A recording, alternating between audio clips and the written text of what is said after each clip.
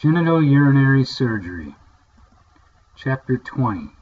This is a surgical subspecialty, and as the slide shows, it's going to address a wide spectrum of diseases of both the male and female, of their genitourinary systems and the male reproductive system. Urologists are the specialists for this type of surgery, and as the slide shows, it can be anything from malignancies to kidney stones to congenital defects. Many standard procedures are used to diagnose disorders. As usual, there's a history and physical. You want a detailed history. Men need a routine testicular self-examination, and for those that are lucky and over the age of 40, you get a digital rectal examination. You should have one yearly. Yay. Microscopic examination is very accurate for determining the blood and urine composition. There are the chemical reagent strips are useful, but they are not extremely accurate. They have advantages. They can be used many times per day. You can go in and have a professional test to verify what they find on the reagent strips. Hematology findings they're listed in the book. There's a lot of them. PSA is very common. It's the prostate-specific antigen, and if it's elevated, then they will probably do a biopsy, and because it is suspicious of cancer. Urinalysis is the most important lab exam for the urinary tract. Standard X-rays, ultrasound, CT scan, and MRI are important tools for diagnosing tumors and obstructions. A KUB is kidney, ureters, and bladder, and it's an anterior-posterior radiographic view of the urinary system. IVU is contrast is injected into the vein, and they check antegrade flow to see if there's obstruction through the ureters into the bladder. A retrograde urogram is the same purpose, but because there's blockage, you have to inject the ureters through a cystoscope, and that way it goes retrograde. Biopsy is the most accurate way to determine the presence of malignancy and to determine what cell type that malignancy is. They can be percutaneous, endoscopic, or an open biopsy.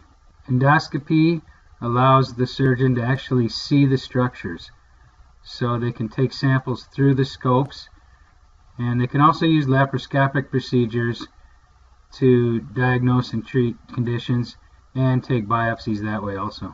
Routine instrumentation is going to be similar to general surgery, only you're going to need some longer instruments and instruments that are specific to the kidneys, ureter, and bladder, and also the prostate.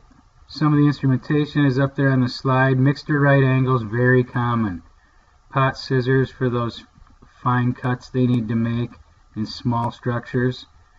They use a lot of hemoclip pliers, and they have special retractors also. Kidney, you're going to have some pedicle clamps and stone forceps.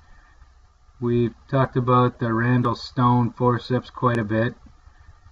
Rib resections, sometimes to get to those structures of the adrenal glands and kidneys, you have to get pretty high and you end up going through the ribs. Transurethral procedures are going through the urethra, and there's some special instrumentation for that. Van Buren sounds, Walter sounds.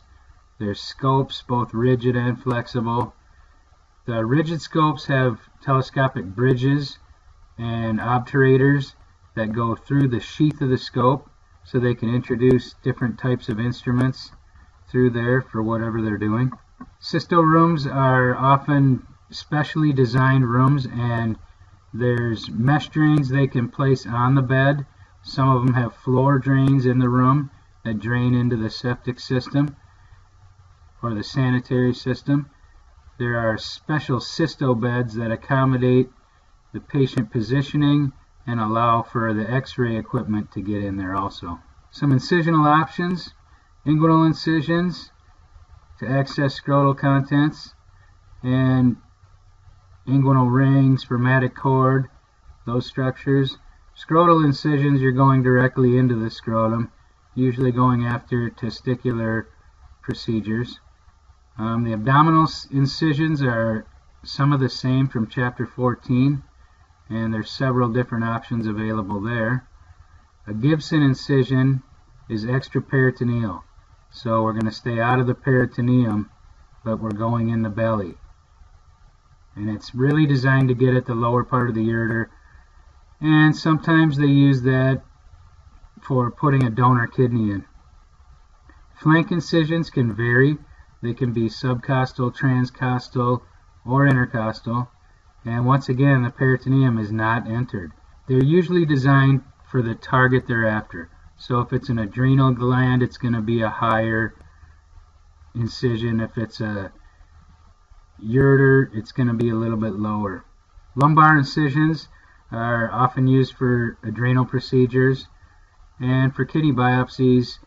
And if a kidney is low, you think lumbar is low, just like your lumbar spine. So the patient can be done in a lateral position with the affected side up, or they can even be done in a prone position, and they kind of bump them up on the side that they're going to operate on. Lots of procedures for the kidney, ureter, and bladder. There's Wilms tumor excisions are often, these happen in children between the ages of 3 and 8. And they're tumors that can infiltrate the vena cava, so they can go all the way from the kidney into the vena cava. Nephrectomies can be partial or radical, usually a supine position for that one. Open simple nephrectomies are lateral with the affected side up once again. A laparoscopic simple nephrectomy, you have to take that kidney out through those scope ports, so often they'll put the kidney in a bag and morcellate it, in other words chop it up so that it can be removed through the bag or sucked out of the bag. The left kidney is larger than the right, and the right kidney sits lower than the left in the abdomen. Actually behind the abdomen, but in that area. Nephrons are the functional units of the kidney. There's over 1 million in each kidney. When you hear the term renal cell carcinoma, that is adenocarcinoma of the kidney. Renal cell is just the more explicit term for adenocarcinoma of the kidney.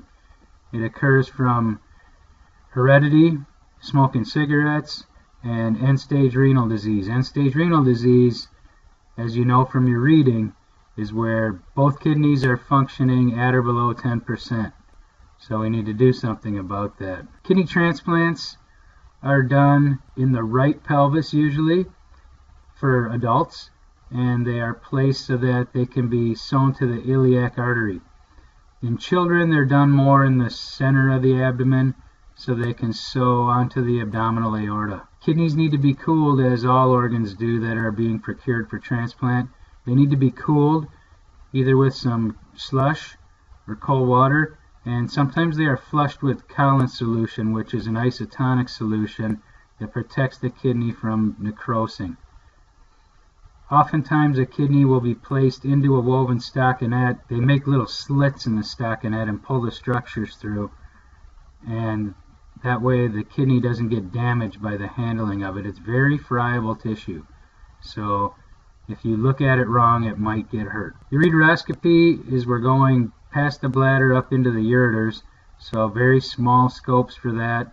If someone has large stones in the hilum of their kidney, you're going to have to open up the renal pelvis, and that's what a pyelolithotomy is. You're opening up the renal pelvis to get that big stone out of there. It's not going to pass, and it's not going to be able to get through. It's often called a staghorn stone. And cystoscopy with overview of the transurethral resection bladder tumors is another type of endoscopy, and you can do a TURP. Cystectomy can be partial or segmental, depending on what's involved.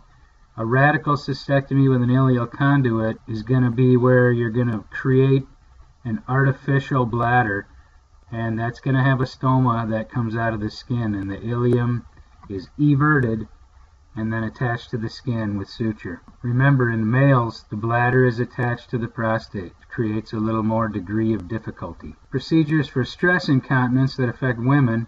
And remember, stress incontinence is where you're having trouble with urine coming out and it's not controlled. Often it's due to aging, or you have distortion of your urethrovesical angle from having childbirth. Women need procedures done to fix this. Some of this is reduced when they do a colporrhaphy, which we've studied in the past, but oftentimes it still continues and it's just at a lesser degree, but they still need something done to fix this problem. If the incontinence is significant, then they may do a little more complex procedures. There's a Marshall-Marchetti Krantz, which is where you do a suprapubic suspension of the urethra. And there's also the pubovaginal sling or suburethral sling, where they're going to take a little graft and it's going to kind of tent that urethra up right at the neck of the bladder and help them control their urine that way. Prostate surgery, we're going to remove all or part of the prostate. They usually try to get most of it, and it's accomplished either transurethral or through an open procedure such as a suprapubic prostatectomy. There are laparoscopic prostatectomies, which are robotic, and those are kind of complex. When they do a TURP, they're going to put a big Foley catheter, a 22 French Foley catheter, that's a 3-way Foley with a big balloon in there, and that's for a few different reasons, but one, any leftover debris can easily come out of that Foley and be irrigated out of the Foley, and also to protect that urethra that's been operated through so it doesn't become strictured or have issues with collapsing. Percutaneous implantation of radioactive seeds, we're doing this for cancer, so they can string radioactive seeds on a piece of suture and run it through the prostate, and that gives them, it's usually ultrasound guided, and that can give them a very precise anchor for those radioactive seeds so that you're not affecting all those other organs and tissues around it. You're just affecting the prostate only. And that's usually strung onto a Keith needle and ran through. Testicular surgery, large portion of these are done on kids. Adult males also can go through these. Hydroceles can be fixed. Orchiopexy, we're fixing testicles. And orchiectomies, we're removing testicles. Often they'll put implants in, especially if it's bilateral orchiectomy.